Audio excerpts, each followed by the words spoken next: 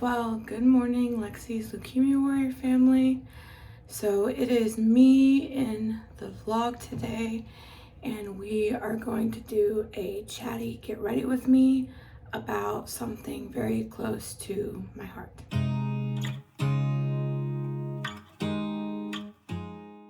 So this is just going to be me putting on my skincare and makeup like I did in the last one. I don't know why I felt the need to make this video. I think because I've been getting some questions from well-meaning people over the years, and even every once in a while, like we don't have tons of followers on our Instagram, but I do occasionally get the random troll in the DM. So a lot of people, when they're trolling, they're asking, why do we only have one kid? And some people are well-meaning, they mean it nicely, and that's a tough answer. Do we want more than one kid? Yeah, we had always hoped that we would have 2, maybe 3 kids. I came from a family where I had one brother, so there's 2 of us. My husband came from a family where he had 3 full biological siblings and 2 half siblings. So we both had at least 2 people in our families, or kid-wise. So we knew we wanted at least 2 kids. So we got married. We've been married now for 12 years. So when we first got married, we spent, like a year or so just being married, living together, learning all that type of stuff about each other. You know, it's totally different when you get married and start living with someone, right? So after about a year, we're like, we've done this solo thing now. Maybe we could start trying for kids. So we weren't necessarily like planning anything out. We just started trying that first year. And I got pregnant like pretty soon after we started trying.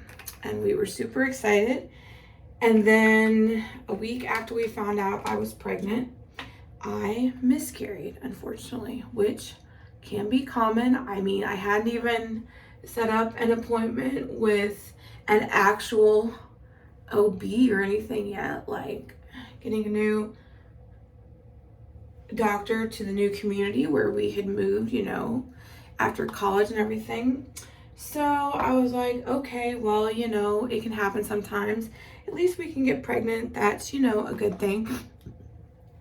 So I was like, well, let's just wait a little bit and keep trying.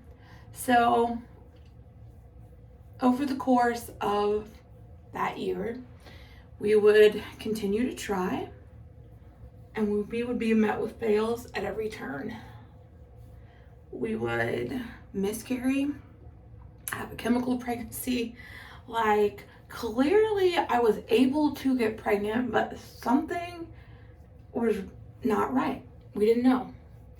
And of course, to go to an infertility specialist, you have to have been trying for so long. So then we borrowed our friend's like clear blue easy thing where you like pee on the sticks every day and then insert it into the little thing, and it will tell you, like it will predict your cycle. Like you let it track you and then you try to get pregnant that way. So we did, and that worked.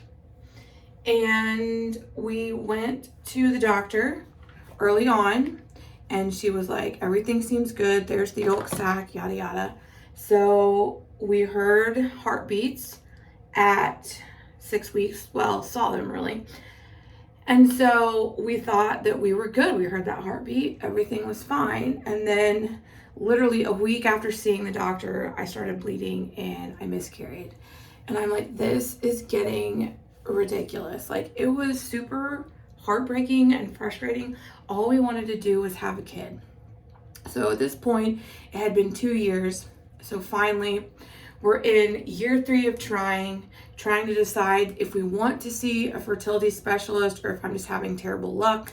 Whatever it is, it's going to cost a lot of money. So we're contemplating that as well. And then my doctor unexpectedly, I won't say she retired, but my OB was getting ready to be a stay-at-home mom for a bit until her kids were in school. And the last miscarriage that I had with her, I ended up in the ER. I had made it all the way to 10 weeks. That's the farthest I had ever made it in a pregnancy. And I was at 10 weeks and I started bleeding and I was like, wait a minute, this isn't right. This isn't, like, I need to go to the ER. Like all the other times I had been so early on, I just knew. But I was like, I'm at 10 weeks now. This could be something else. This could be like a subchorionic hematoma, like, a blood clot or something. Like, let me just go and figure this out. So we went to the ER and then they finally did the ultrasound and they're like, how far along did you say you're supposed to be? And I was like, I'm 10 weeks. I go to my OB, like my appointment was literally the next day. I was like, I go to my OB tomorrow for my 10-week ultrasound because I'm high risk due to my age at this point and also because I just had so many miscarriages.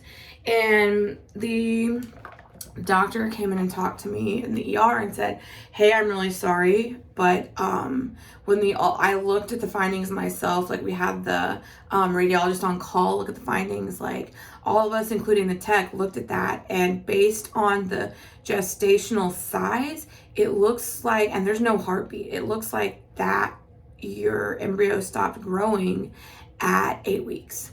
So my body, 2 weeks later, was finally taking the steps to miscarry, and we didn't even know it. They called it a missed miscarriage. So I kept thinking I was pregnant those 2 weeks, but in reality, the baby had stopped growing. We were very devastated after that one. Very devastated. That one was a tough one because we finally thought we had made it 10 weeks. We were so afraid to announce. We never announced until past, including our family, not even until after the first trimester. So we were just so upset, like we couldn't believe it. So then fast forward, my OB is taking some time off. I mean, she was awesome. That last time, there had been times where I started spotting and then, okay, you started spotting, let's put you on progesterone. And I just kept thinking, maybe, and I should have, I don't know. I was young and naive. Maybe I should have started the progesterone earlier. So I got a new doctor, one who is apparently really well acclaimed in our town at the local clinic, and she's awesome. And I got pregnant again, and I thought, let me just try to get in with her one last time, and then maybe I can get in to see a specialist. She can refer me, because I'd resigned myself to the fact that this pregnancy was going to end in miscarriage too. So I get in to see her like early. Like I tell them, I have a history of miscarriage. I would like to see her as soon as possible. I just got a positive pregnancy test. Like, I have not had a viable baby in 3 years. And so they were totally sympathetic and understanding, and they got me in to see her that week. And immediately she took my information, she looked at my history that had been sent over, and she was like, okay, so you have had all these miscarriages, possible chemical pregnancies because they were so early on, but several of them actual miscarriages between like 6 and 8 weeks. One of them miscarriage at 10 weeks. She's going like over all my history, and she's like, in that situation, I would start a patient on progesterone right away. She was like, sometimes the reason people miscarry is because the lining of their uterus just isn't that great for implantation. And so the embryo tries to implant those first few weeks, and it just ends up breaking off or something happens. So progesterone is a hormone that can really help thicken and make the lining of your uterus more plush. Okay, great. It's a pill I can take. You can put it in downstairs, but you can also just take it orally. And I was on 400 milligrams, either once or twice a day. I can't remember. It's been a long time, but it was not fun. That is, I mean, I never really got to the point where I got nauseous in all the other pregnancies. I was nauseous, and it wasn't just morning sickness. It was all day 24/7 sickness, like saltines and Sprite by the bed when I wake up sickness. Like I would go to work and we had to wear these work vests, for the big box retailer, and I keep like saltines in a Ziploc bag in my pocket and mints in the other pocket, and like that was how it was. And so I took that progesterone, and I managed to save my baby that way. The progesterone did its job, what it was supposed to do. It thickened up the lining of my uterus enough that implantation happened, and I was pregnant. We felt comfortable. We announced to family only on Mother's Day. In fact, I forget what I did. I think it was, or maybe it was Grandparents' Day. I still have the card somewhere. I think it might have been Grandparents' Day. We had gone home to visit my family, and I put the 9-week ultrasound in there because we still had a heartbeat at 9 weeks, people. Like, that was crazy amazing. Like, and my family knew about all my miscarriages. Like, it's hard to hide that stuff. My close friends knew because I would get so bloated every time. Because after you get pregnant, your body just naturally knows what to do. And then I would miscarry and have horrible cramping and feel terrible. Like, it's hard to hide that from people. It's hard. The last miscarriage I had, where I miscarried at 10 weeks, like, that was the worst of them all. And I actually went through active labor, like, cramps, like contractions. Like, it was terrible. They gave me pain meds that made me sick, so I didn't really want to take them. And I literally, by the end of the week, like I was, trying to expel whatever this was, like I finally just, TMI, felt so bad. I was like, Brian, just go get me an enema suppository, something. I just feel like I have this urge to go number 2 and it just won't come. And I feel like that's the problem. Well, little did I know that's the feeling you get when you feel like you need to push when you're giving birth, but I've never made it that far. And all of a sudden, I just went to the bathroom and felt the need to do that. And then there it was, right? And I was like, holy moly, that was like the size of a golf ball. That's like an actual, like, that was traumatizing, okay?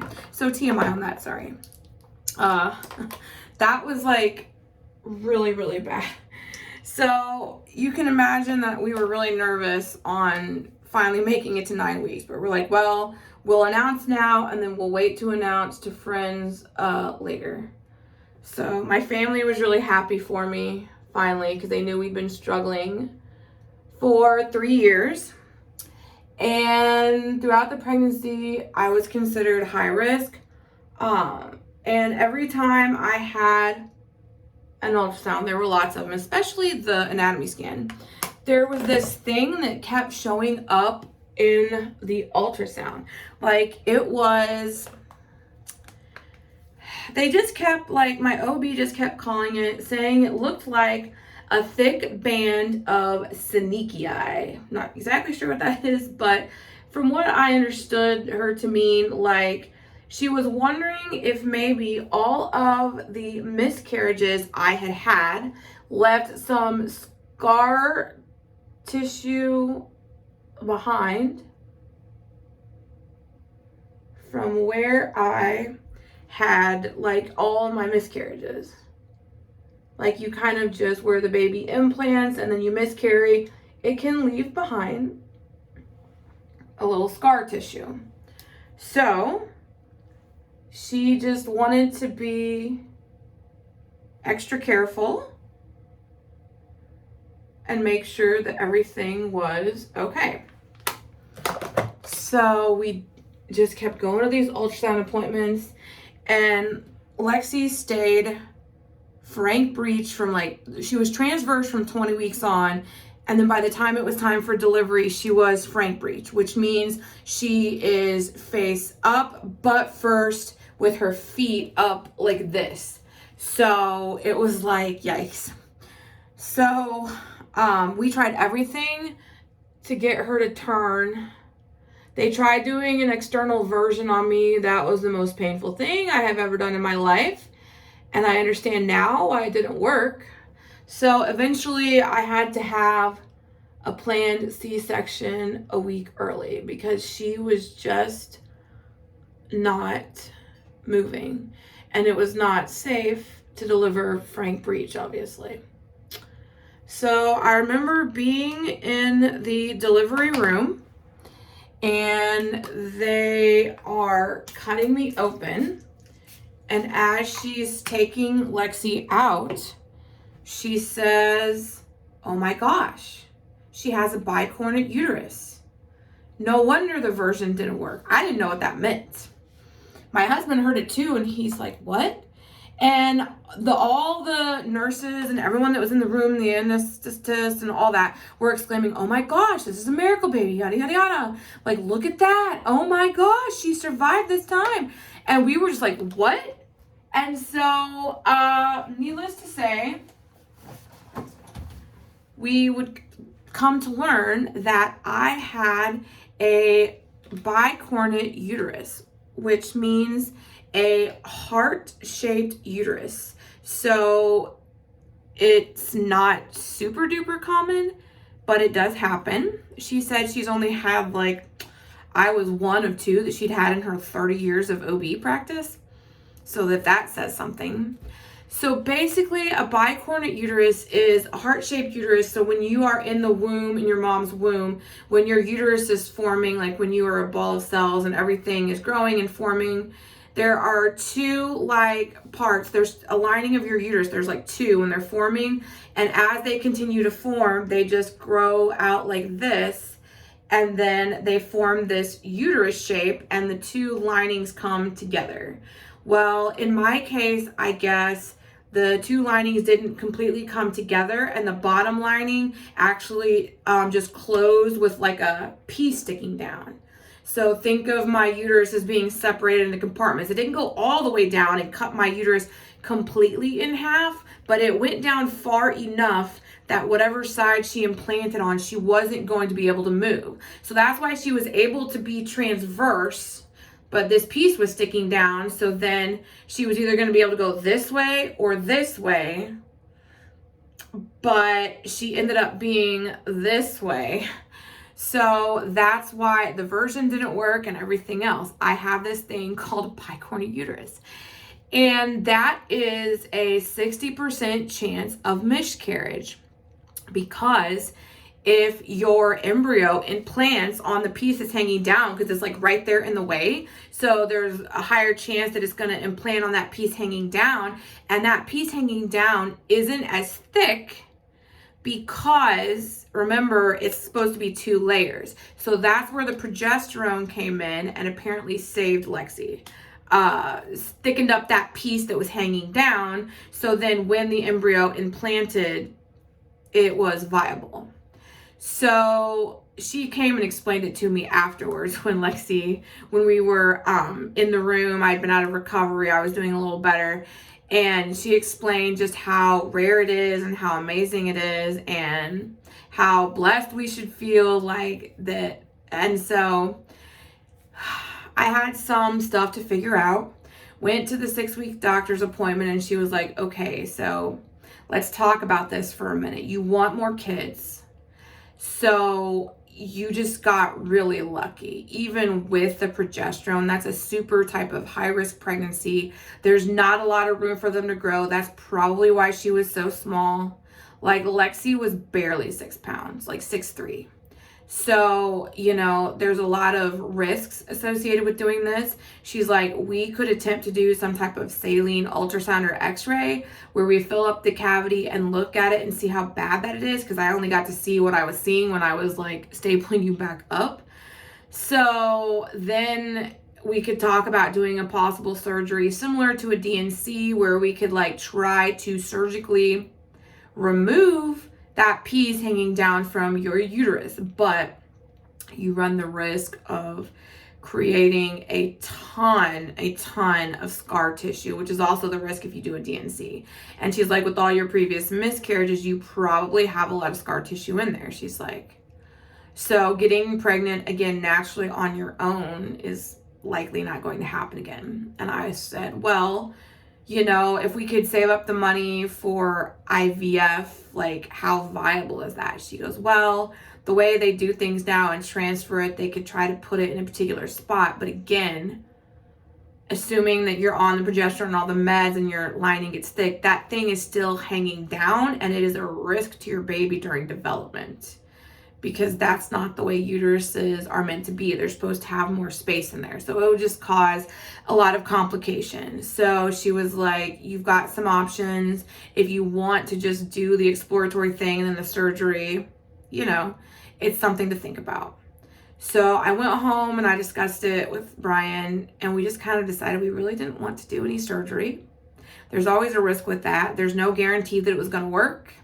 And IVF was super expensive.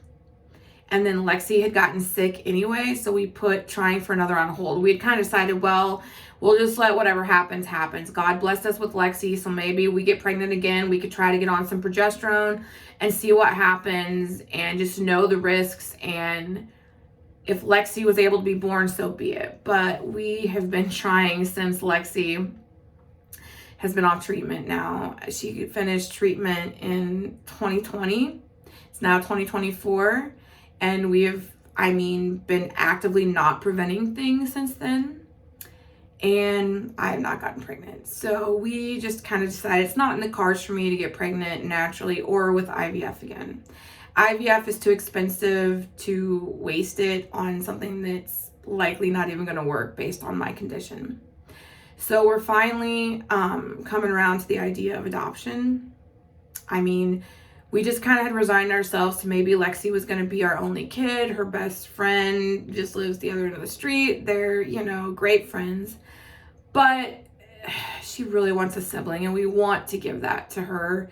So we're looking into adoption. Apparently, our big box retailer where we're both managers at, the insurance, they will pay for one round of IVF, like in your lifetime. Something new. They just started, not a year, but just once through this certain clinic locally. And then I got to look into it more, but they will apparently help with adoption expenses, like on a one-time basis. So I'm going to look into that and see if we can maybe get some financial assistance. I'm not getting any younger, so we would want to start the process of adoption, just laying some groundwork and getting some stuff done. So if you've made it this far, thank you for listening to this chatty story time. Get ready with me. So I have a lot of people ask me, why don't you have another kid? Well, it's complicated. Do we want another kid? Yes. Is it any of your business whether or not we have another kid? No. So I wish people, as well-meaning and well-intentioned as they are, would think before they ask questions like that, because sometimes it's very hurtful to keep hearing from people over and over, oh, when are you going to get pregnant again? Oh, doesn't Lexi want another sibling? Like the 3 years that we were struggling to get pregnant and nobody but our closest friends knew, work people and whoever else would be like, oh, are you going to get, time's not getting younger. When are you guys giving those grandparents a grandchild? It's like, just mind your own. You don't know the struggle somebody's going through. So anyway, thank you if you've made it this far. We really appreciate all your love and support. So hopefully in the next couple of weeks, you're going to see Lexi's 8th birthday video. She's really excited for that. We finalized a trip with Lexi's best friend and her family to Great Wolf Lodge again.